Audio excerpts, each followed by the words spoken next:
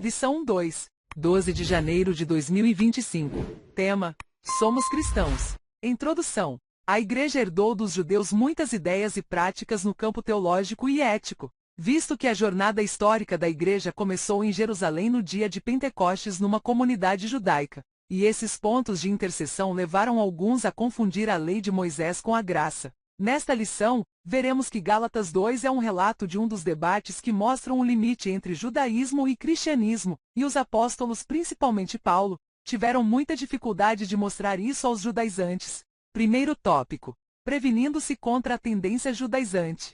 Ponto 1. Subindo outra vez a Jerusalém. Gálatas 2, 1 e 2. 14 anos depois da sua conversão a Cristo, Paulo sobe pela segunda vez a Jerusalém. Essa segunda visita foi por revelação, verso 2. Atos 11, 27 ao 30, não sendo uma convocação pelos apóstolos para prestação de contas. Não podemos confundir essa visita de Paulo com a sua ida ao Concílio de Jerusalém, registrado em Atos 15. Infere-se que a Epístola aos Gálatas foi escrita antes do referido concílio, pois não há menção dele na carta, visto que o concílio tratou do mesmo assunto, Atos 15, 5 e 6. Somando os anos mencionados em Gálatas, podemos afirmar que essa visita aconteceu antes de sua primeira viagem missionária. Ponto 2. Objetivo da reunião. É bom lembrar que essa reunião não foi um concílio nem um sínodo.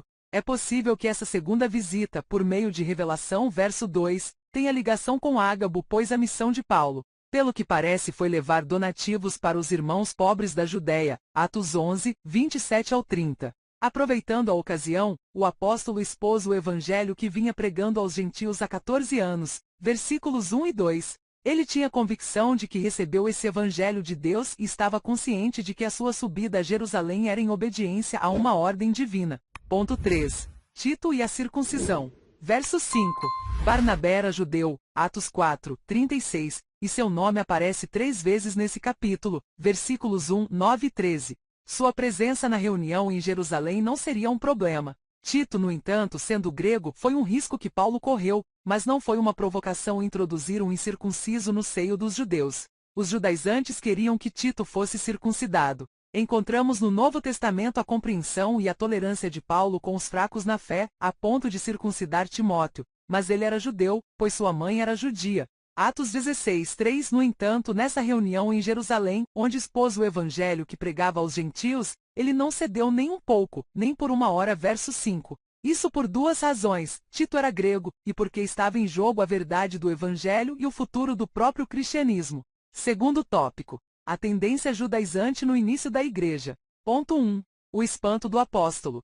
Tão logo Paulo retornou de sua viagem, ficou sabendo que os irmãos da Galácia estavam vivendo outro evangelho. E isso deixou o apóstolo estarrecido e atônito pela rapidez do desvio deles. Gálatas 1, 6. O verbo grego metatiteste, deixar, abandonar, desertar, mudar de pensamento, virar a casaca, que o apóstolo emprega nessa passagem era usado na antiguidade quando alguém desertava do exército ou se rebelava contra ele. Isso significa também mudança de partido político, filosofia e religião. Em outras palavras, aqueles irmãos gálatas estavam abandonando a fé. Ponto 2.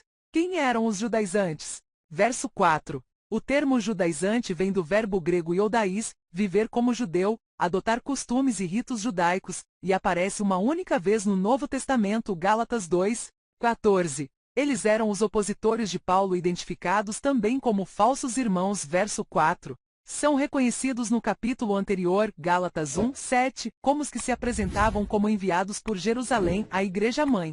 Na verdade, esses homens saíram de Jerusalém por sua própria conta. Tiago negou formalmente as declarações deles, dizendo que não os havia enviado. Atos 15, 24. Eram legalistas dentre os judeus, e por isso chamados de judaizantes. Esses judeus convertidos ao Senhor Jesus ensinavam que os gentios deveriam observar a lei de Moisés como condição para a salvação. Atos 15, 1. Ponto 3. O clima de tensão. Versículos 3 ao 5. Não é necessário muito esforço para perceber o quanto Paulo e Barnabé foram pressionados pelos judaizantes diante dos demais apóstolos de Jerusalém. À luz do versículo 9, parece que somente João, Pedro e Tiago estavam presentes. Os outros apóstolos deviam estar em plena atividade missionária em outras regiões. Os judaizantes, chamados de falsos irmãos, conseguiram furar o bloqueio e entraram sem serem convidados à reunião. Verso 4. Eram inimigos da liberdade cristã, do Evangelho, de Paulo e do próprio cristianismo. O pior de tudo é que essas pessoas estavam infiltradas na igreja, e conseguiam até entrar em reuniões apostólicas. Terceiro tópico. A tendência judaizante hoje. Ponto 1. O mesmo Evangelho. Versículos 7 ao 9. O Evangelho é um só, não há dois. O Evangelho de Pedro e o de Paulo, também chamado respectivamente de Evangelho da circuncisão e da incircuncisão, são meras formas de apresentação, pois o conteúdo é o mesmo.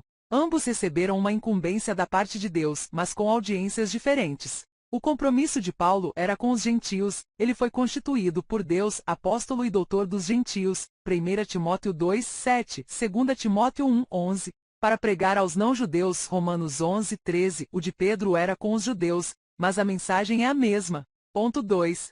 O perigo da doutrina judaizante. Os apóstolos viam em tudo isso dois problemas sérios: a ameaça à liberdade cristã e o perigo de o cristianismo se tornar uma mera seita judaica. Os cristãos judaizantes alteravam o cerne do evangelho, pois colocavam a lei como complemento da obra que Jesus efetuou no Calvário. Era de fato outro evangelho, por isso o apóstolo Paulo os amaldiçoou, Gálatas 1, 8 e 9. Na verdade, quem tem o Espírito Santo vive pelo Espírito. Então, contra a tendência judaizante é preciso aprender a viver na dependência do Espírito e não da lei, lutando contra os vícios da carne e buscando as virtudes do fruto do Espírito. Ponto 3. As práticas judaizantes atuais.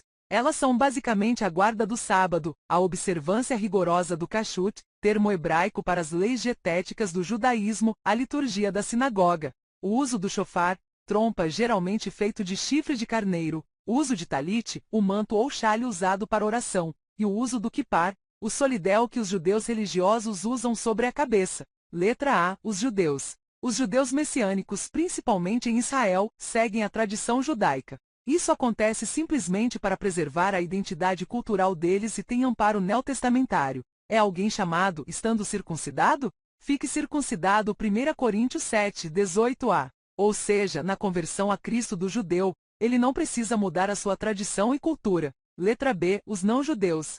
Da mesma forma, é alguém chamado, estando incircuncidado? Não se circuncide. 1 Coríntios 7, 18b. Ou seja, ele não precisa se judaizar. É erro não-judeu adotar práticas judaicas na liturgia e no dia a dia para imitar o judaísmo. Paulo conclui: cada um fique na vocação em que foi chamado. 1 Coríntios 7, 20. Conclusão: o resultado da reunião foi desfavorável aos judaizantes. Só o fato de os apóstolos, sendo judeus, concordarem com a explicação sobre a especificidade de cada grupo dada por Paulo, já apontava o engano desses legalistas sobre a obra salvífica em Cristo. Esse resultado serviu tanto aos Gálatas como a todo o cristianismo nesses mais de 20 séculos de história. Assim, a diferença entre os judeus messiânicos e os cristãos judaizantes atuais é que os judeus estão preservando uma cultura hereditária do seu povo, e os judaizantes colocando o remendo novo em pano velho. Mateus 9:16.